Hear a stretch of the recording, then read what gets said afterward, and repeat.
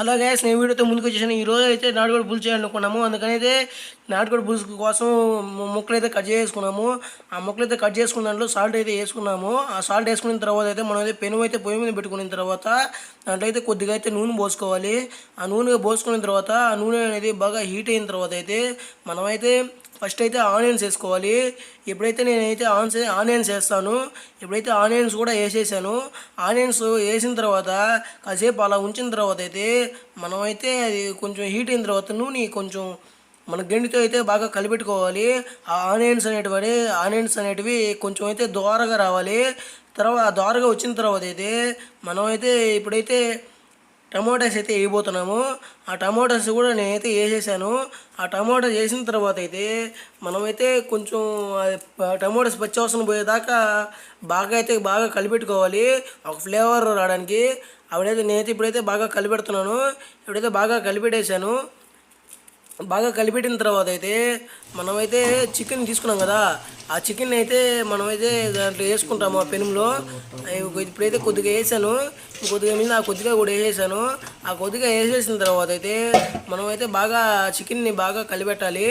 ఇప్పుడైతే నేనైతే కలిపెడతాను చూడండి. ఇప్పుడైతే నేనైతే బాగా పెనం కాలుతున్నట్టుంది, అందుకనే నేను దాన్ని పెట్టుకున్నాను. ఇప్పుడైతే కలిపెట్టేసాను. ఇప్పుడు చికెన్లో అయితే మనం మిరప్పొడి కొద్దిగా వేసుకోవాలి. మిరప్పొడి వేసుకున్న తర్వాత అయితే కొద్దిగా సాల్ట్ అనేది కూడా వేసుకోవాలి. మనం ఫస్ట్లో వేసాం కదా, సరిపోదో మనమైతే కొద్దిగా సాల్ట్ అయితే వేసుకోవాలి. ఆ సాల్ట్ కూడా నేను వేసాను. ఇప్పుడైతే మనమైతే దాన్ని బాగా కలిపెట్టుకోవాలి. ఇప్పుడైతే నేను చూడండి, నేనైతే బాగా కలిపెడతాను. దాన్ని కలిపెట్టిన తర్వాత అయితే మనమైతే కాసేపు అయితే దాన్ని బాగా కలిపెట్టుకొని తర్వాత దాని మీద మూత పెట్టుకోవాలి. ఎందుకంటే మూత ఎందుకు పెట్టుకోవాలంటే ఆవిరి పోతే టేస్టీ పోతుంది. అందువల్ల ఇప్పుడైతే నేను లో ఫ్లేమ్లో పెట్టి మంటని బాగా కలిపెట్టుకుంటున్నాను. ఎందుకంటే హై ఫ్లేమ్లో పెడితే అది మాట వాసన వస్తుంది. అందువల్ల లో ఫ్లేమ్లో పెట్టుకొని మనమైతే బాగా కలిపెడుతున్నాను. ఆ చికెన్ పచ్చివాసన పోయేదాకా కలిపెట్టాలి. ఎందుకంటే చికెన్ పచ్చివాసన వస్తే బాగుండదు. అందువల్ల పచ్చివాసన పోయేదాకా కలిపెట్టుకోవాలి. ఇప్పుడైతే నేను గింట పక్కన పెట్టేసి ఇప్పుడైతే అది బాగా చికెన్ అయితే ఉడుకుతుంది. ఆ ఉడికిన చికెన్ అయితే మనమైతే దాంట్లో అయితే బ్లాక్ పెప్పర్ వేయాలి. ఆ బ్లాక్ పెప్పర్ వేసిన తర్వాత కాసేపు అలా ఉంచిన తర్వాత అయితే మనమైతే కొంచెం ధనియాల పొడి అయితే వేసుకోవాలి. ఇప్పుడైతే నేనైతే ధనియాల పొడి వేస్తాను. ఇప్పుడైతే చూడండి, మీరైతే ఆ ధనియాల పొడి కూడా వేసేసాను.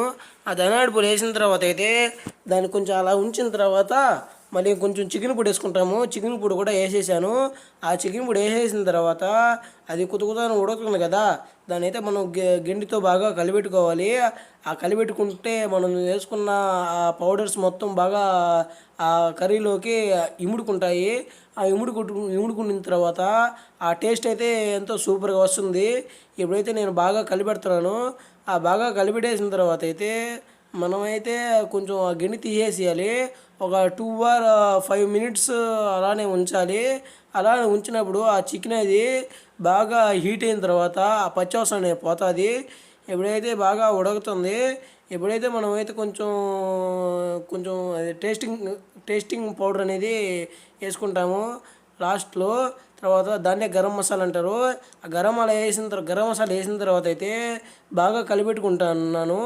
దాని అయితే బాగా కలిపెట్టేసుకుంటున్నాను నేనైతే. ఎప్పుడైతే బాగా కలిపెట్టేసాను, ఎప్పుడైతే ఆ గెంటితో, ఎందుకంటే అక్కడ కొంచెం అది కర్రీ అనేది గట్టిగా అయిపోతుంది, అందువల్ల దాన్ని బాగా కలిపెట్టుకుంటున్నాను. ఎప్పుడైతే అలా ఉంచేసాను, ఎప్పుడైతే గిన్నె తీసేసి ఎప్పుడైతే ఆ కర్రీ అయితే ఉడికిపోయింది, ఎప్పుడైతే ఇది కర్రీ అయితే 2 minutes అలా ఉంచిన తర్వాత కర్రీ అనేది కొంచెం గెంటుతో అలా అనుకొనేసి అదైతే కర్రీ అనేది రెడీ అయిపోయింది. ఎప్పుడైతే మీకు ఈ వీడియో నచ్చినట్లయితే like, share, subscribe my channel. Please support me.